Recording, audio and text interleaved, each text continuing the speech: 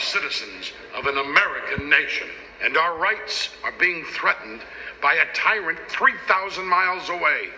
Would you tell me, please, Mr. Howard, why should I trade one tyrant 3,000 miles away for 3,000 tyrants 1 mile away?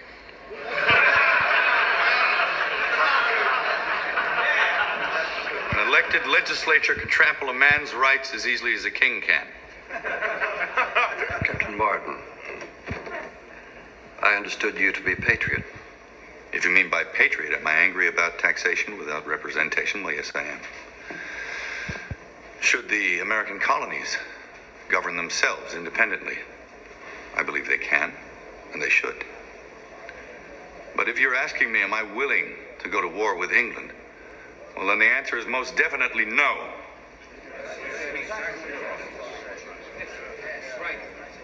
This from the same Captain Benjamin Martin, whose fury was so famous during the Wilderness Campaign? I was intemperate in my youth. Temperance can be a convenient disguise for fear. Mr. Middleton, I fought with Captain Martin under Washington in the French and Indian War. And there's not a man in this room, or anywhere for that matter, to whom I would more willingly trust my life. There are alternatives to war. We take our case before the king. We plead with him. Yes, we've tried that. Well, then we try again and again, if necessary, to avoid a war. Benjamin, I was at Bunker Hill. The British advanced 3 times, and we killed over 700 of them at point-blank range, and still they took the ground. That is the measure of their resolve. Now, if your principles dictate independence, then war is the only way. It has come to that. I have 7 children. My wife is dead. Now, who's to care for them if I go to war? Wars are not fought only by childless men. Granted. But mark my words. This war will be fought not on the frontier or on some distant battlefield, but amongst us, among our homes. Our children will learn of it with their own eyes. And the innocent will die with the rest of us. Thought that would be a good place to start. A lot of good wisdom in there. You know, I don't remember this. Not at all.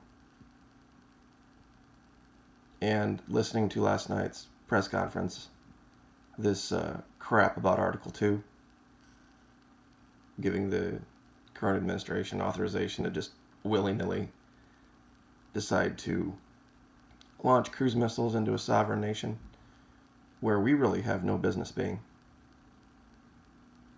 And that was true of the last administration as well. So much for the new sheriff in town. You know, a lot of guys have been running around wearing shirts with this on it. Pardon the focus here. And I want to ask you a question.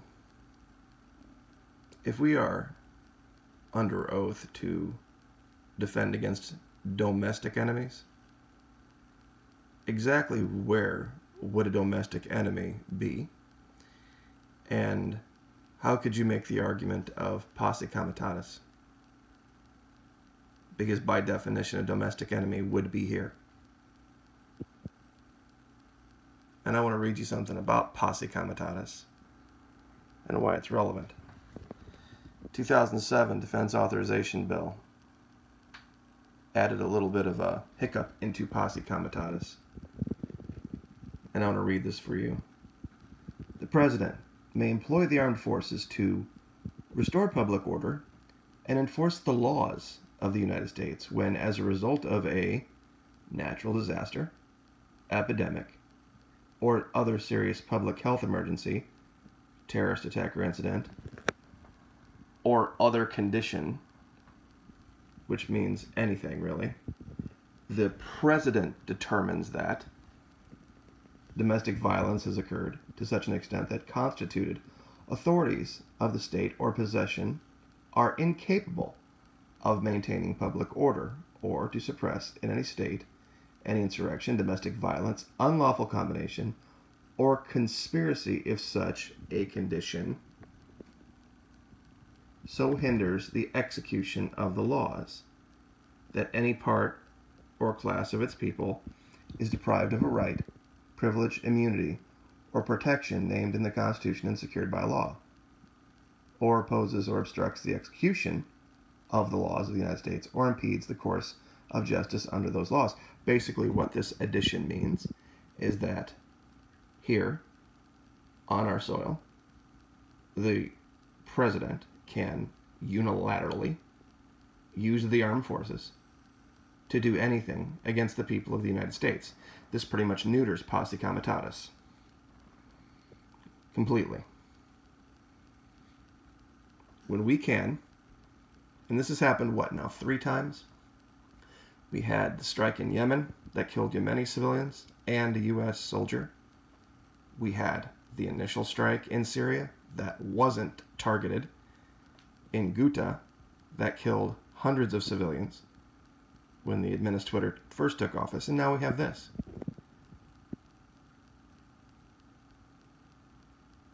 I've looked. I don't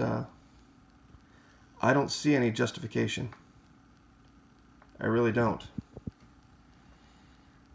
And I think this is apropos.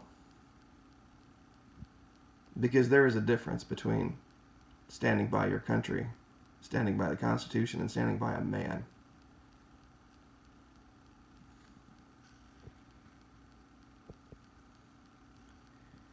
You know, a lot of people don't remember this.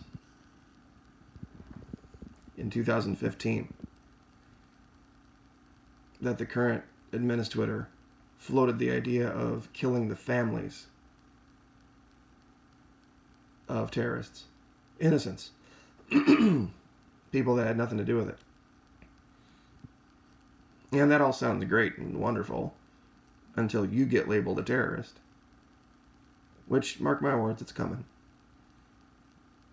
There'll be people here in the U.S. that'll stand up and say enough's enough with this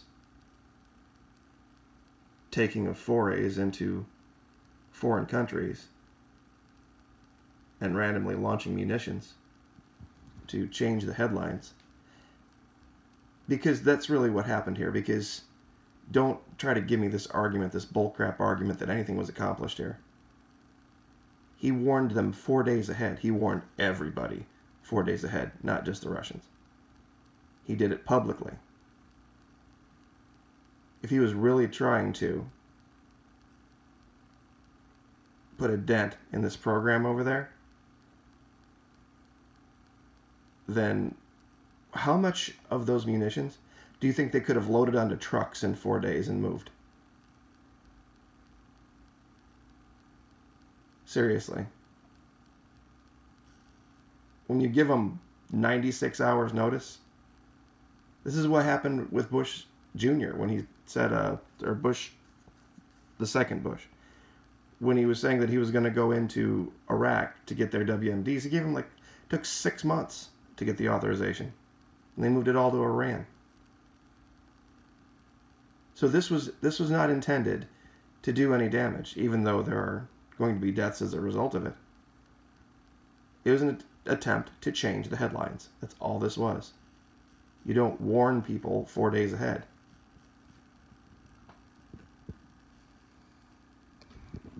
And he did say that. The family members. You know, and there was a reason that I chose that particular clip of that movie. Because, of course, we know if we've watched the movie that Benjamin Martin, the character, changes his mind. But what does it take to change his mind? Well, imagine this. Who carried this? I did, sir.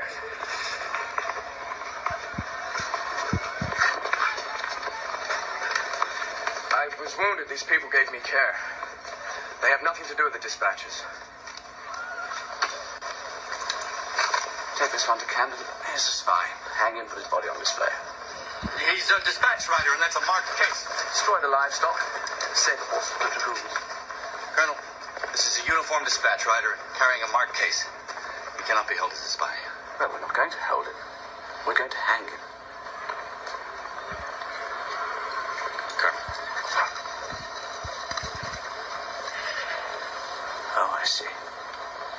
He's your son. Well, perhaps you should have taught him something of loyalty. Colonel, I beg you, please reconsider. By the rules of war. Rules of war. Would you like a lesson, sir, in the rules of war?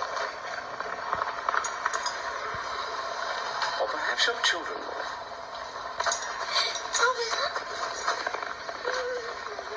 No lesson is necessary.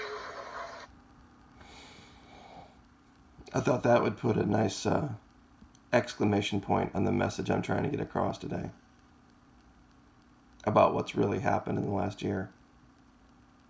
Who really sits on the throne in Washington,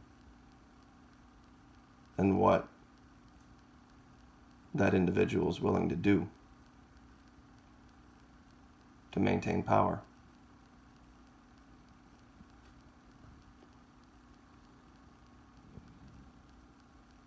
I want you to really think about the decisions you've made. Those of you who have supported this guy. Talked about 5D chess and all this other baloney.